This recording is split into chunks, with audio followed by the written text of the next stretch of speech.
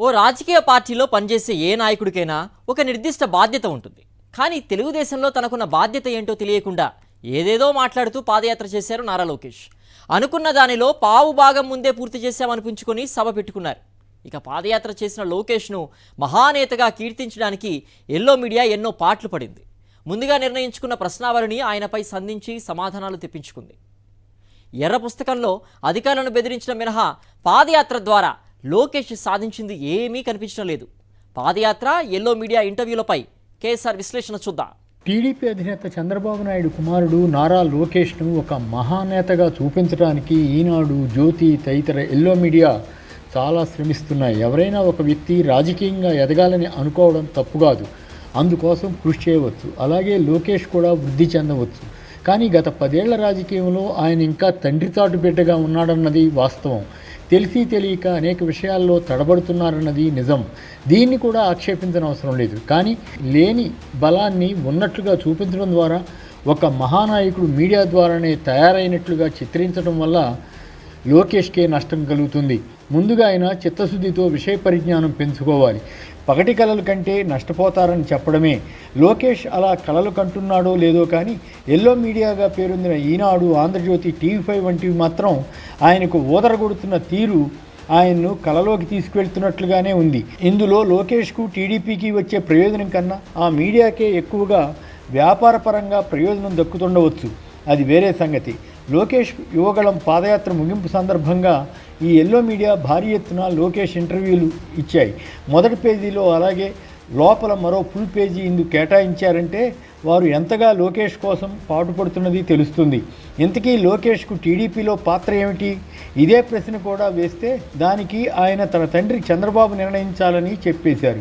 పాత్ర ఏమిటో తెలియకుండా అసలు పాదయాత్ర ఎందుకు చేసినట్లు, ఇన్ని వేల హామీలు ఎలా ఇచ్చినట్లు, తాను ముఖ్యమంత్రి అయిపోయినట్లు, అన్ని విధాన నిర్ణయాలు తానే తీసుకోబోతున్నట్లు, ఎక్కువసార్లు హామీలు ఇస్తున్నారే, ఏదో మొహమాటానికి ఎప్పుడైనా 1-2 మాత్రమే చంద్రబాబు పేరు చెబుతున్నారు. కానీ మొత్తం టీడీపీ అంతా తన చేతిలోనే ఉన్నట్లుగా ప్రవర్తిస్తున్నారే అంటే అదంతా ఉత్తిత్తుదేనని అనుకోవాలా? ఎవరైనా ప్రజలు అడిగే సమస్యలను ఏదైనా ఒక పుస్తకంలో రాసుకుంటారు, వారికి ఇచ్చే హామీలను నోట్ చేసుకుంటారు. కానీ లోకేష్ మాత్రం రెడ్ బుక్ అని ఒకటి పెట్టుకుని తాము అధికారంలోకి వస్తే ఎవరెవరిని జైల్లో పెట్టాలో రాసుకుంటున్నారట.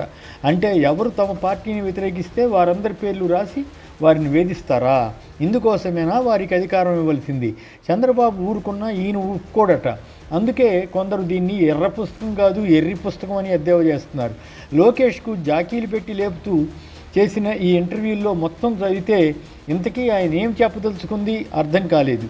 ప్రజలకు టీడీపీ ఇచ్చిన గ్యారంటీలు ఎలా అమలు చేయగలుగుతారన్న దానిపై ఎల్లో మీడియా రిపోర్టర్లు అడగలేదు, ఆయన చెప్పలేదు. ఎందుకంటే మ్యాచ్ ఫిక్సింగ్ ఇంటర్వ్యూ కాబట్టి లోకేష్ చెప్పలేరనో, లేక అనవసరంగా ఆ గ్యారంటీలు అమలు చేయడం సాధ్యం కానివని బయటపడిపోతుందనో వీరు వీటికి సంబంధించిన ప్రశ్నల జోలికి వెళ్ళినట్లు అనిపించలేదు. జగన్ ప్రభుత్వం ఏవేవో తప్పులు చేసిందని పాలనను గాడిలో పెడతామని ఆయన చెబుతున్నారు. నిజంగానే చంద్రబాబు, లోకేష్ల పాలన బాగుంటే 2019లో ఎందుకు అంత ఘోరంగా ఓడిస్తారు? అసలు పాలన ఎక్కడ గాడి తప్పింది, ఏమి దారిలో పెడతారు? అసలు గాడి తప్పింది, దారి తప్పింది టీడీపీ. ఆ పార్టీ అధినేతలు చంద్రబాబు, లోకేష్లని వైసీపీ నేతలు విమర్శిస్తుంటారు. ఒక్క వాక్ చేయడం తప్ప లోకేష్ సాధించింది ఏముందని వారు ప్రశ్నిస్తుంటారు. ప్రత్యర్థి పార్టీ కనుక వారు అలా అనవచ్చు.